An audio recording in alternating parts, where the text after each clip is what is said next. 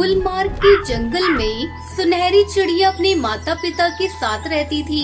उसका पिता कालू कौवा जंगल में अखबार बेचता था। एक दिन कालू कौवा जब अखबार बेचने जा रहा था, अचानक वो बेहोश होकर गिर जाता है। अरे सुनहरी, जल्दी इधर आ, देख तेरे पिताजी बेहोश हो गए हैं। कालू जी, क्या हो गया आपको? अभी अभी तो आप अच्छे भले थे, अपनी आंखें खोलिए कालू जी। माँ, तुम रोना बंद करो, हम पिताजी को लेकर अस्पताल चलते हैं। दोनों माँ बेटी कालू को लेकर अस्पताल पहुँचती हैं। वहाँ चेकअप के बाद उन्हें पता चलता है कि कालू का आधा शरीर काम करना बंद कर चुका है। तब तक आप लोग कमेंट में बताएं 67 - 49 कितने होते हैं। बहन जी, मैंने कुछ दवाइयाँ लिख दी हैं, आप इन्हें समय से देते रहिएगा। ईश्वर ने चाहा तो जल्दी ही ठीक हो जाएंगे। दुखी मन से टुनटुनी अपने पति को लेकर घर लौटती है। अब आप आराम कीजिए, तब तक मैं भोजन बना लेती हूँ, काफी देर हो चुकी है। सुनहरी की माँ, ऐसी जिंदगी में क्या करूँगा? इससे अच्छा होता कि मैं मर गया होता। अब मैं तुम लोगों पर बोझ बन चुका हूँ, मुझे जहर देकर मार दो।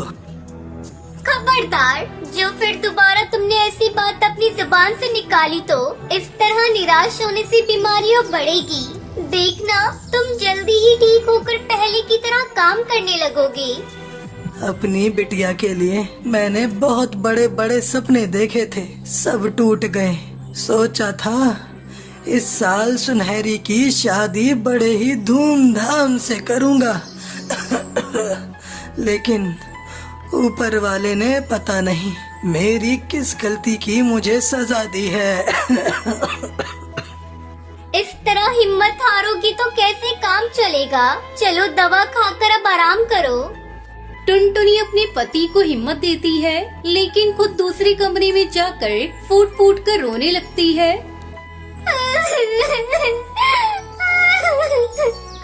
पता नहीं हमारे हंसते खेलते घर को किसकी नजर लग गई। अब घर खर्च और दवाई का खर्च मैं अकेले कैसे पूरा करूंगी?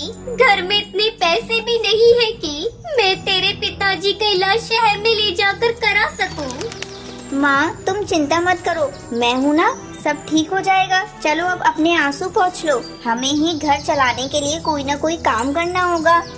इस तरह कई दिन गुजर जाते हैं, लेकिन टुनटुनी को कुछ समझ में नहीं आ रहा था कि वो कौन सा काम करे। एक दिन सुनहरी बाजार में गोलगप्पे बिकते हुए देखती है। कई पक्षी गोलगप्पे खाने के लिए लाइन लगाकर खड़े थे।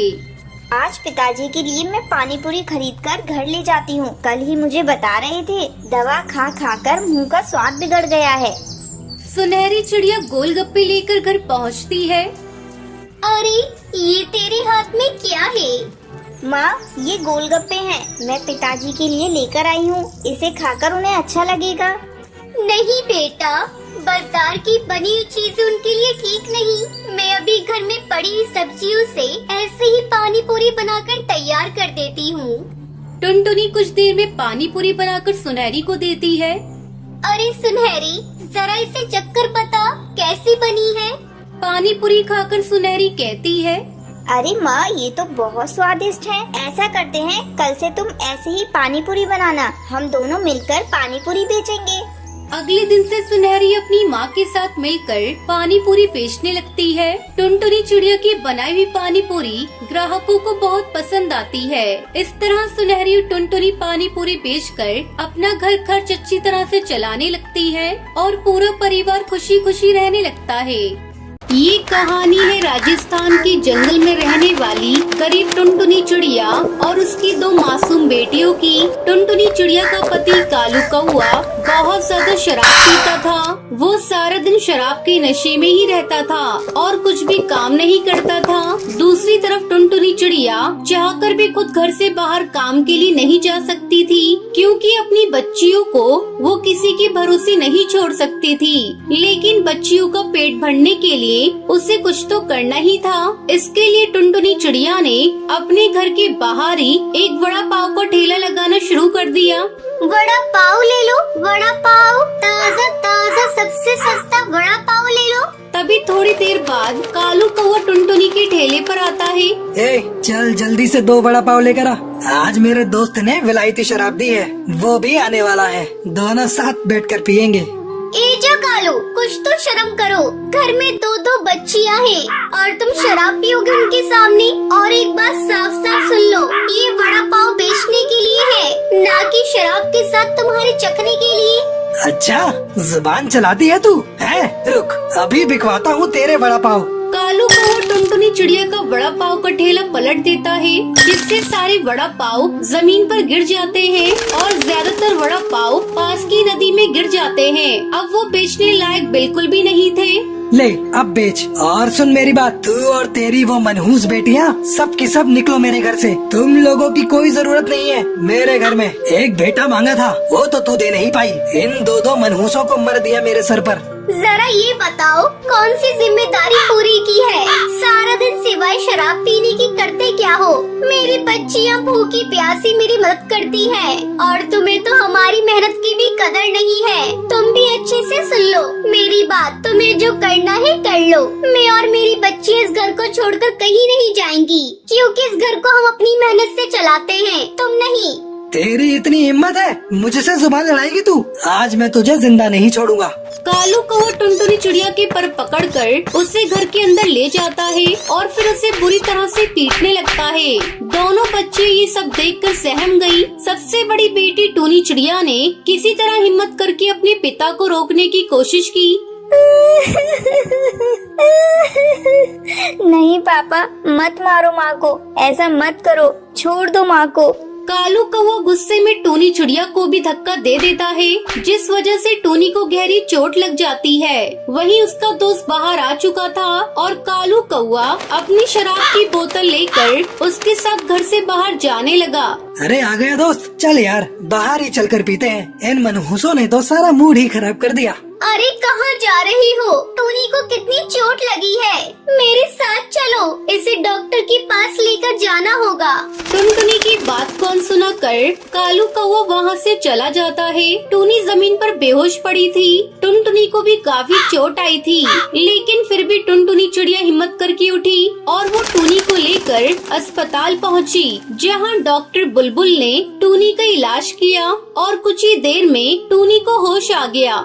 अब ये ठीक है, ये दवाइयाँ लिख दी हैं मैंने, बाहर मेडिकल से खरीद लो। और हाँ, इसे 1 हफ्ते तक हर रोज पट्टी बदलवाने के लिए लाना होगा। टुनटुनी चिड़िया डॉक्टर से दवाई की पर्ची लेकर उसे देखने लगती है। पर्ची देखते हुए उसकी आंखों से आंसू बह रहे थे। ये देखकर डॉक्टर बुलबुल ने टुनटुनी चिड़िया से कहा, क्या हुआ, तुम रो क्यों रही हो? कोई परेशानी है क्या? मैडम जी, मैं बहुत गरीब हूँ, 2 छोटी बच्चियाँ हैं मेरी और मेरा पति सारा दिन शराब पी के पड़ा रहता है। मेरी बच्ची की इस हालत का जिम्मेदार भी वही है। मेरे पास बिल्कुल पैसे नहीं है, समझ नहीं आ रहा कि अपनी बच्ची के लिए दवाइयाँ कैसे खरीदूंगी।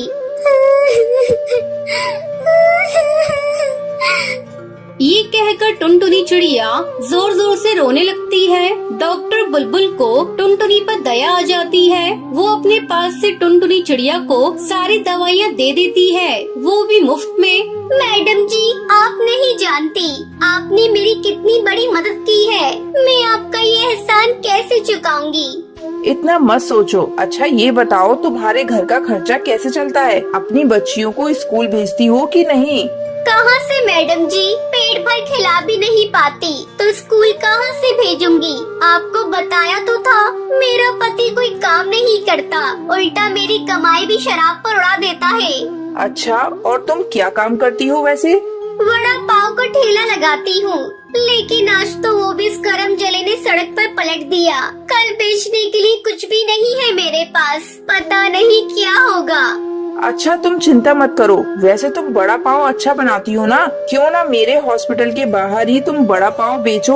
हॉस्पिटल में रुकने वाले सभी डॉक्टर पक्षी तुम्हारे बड़ा पाव खरीद लेंगे और तुम्हारा काम भी अच्छा हो जाएगा। आप सच कह रही है मैडम जी, ये तो बहुत ही अच्छा हो जाएगा। हाँ, लेकिन सबसे अच्छा तब होगा जब तुम अपनी बच्चियों को पढ़ने के लिए स्कूल भेजोगी। पक्का मैडम जी, मैं अपनी बच्चियों का कल से ही एक अच्छे स्कूल में दाखिला करा दूंगी। अब टुनटुनी चिड़िया डॉक्टर बुलबुल की मदद से वड़ा पाव का ठेला हॉस्पिटल के पास लगा लेती है और अपनी बच्चियों का दाखिला अच्छे स्कूल में करवा देती है और खुशी खुशी अपनी बच्चियों के साथ एक नया घोंसला बनाकर उसमें रहने लगती है।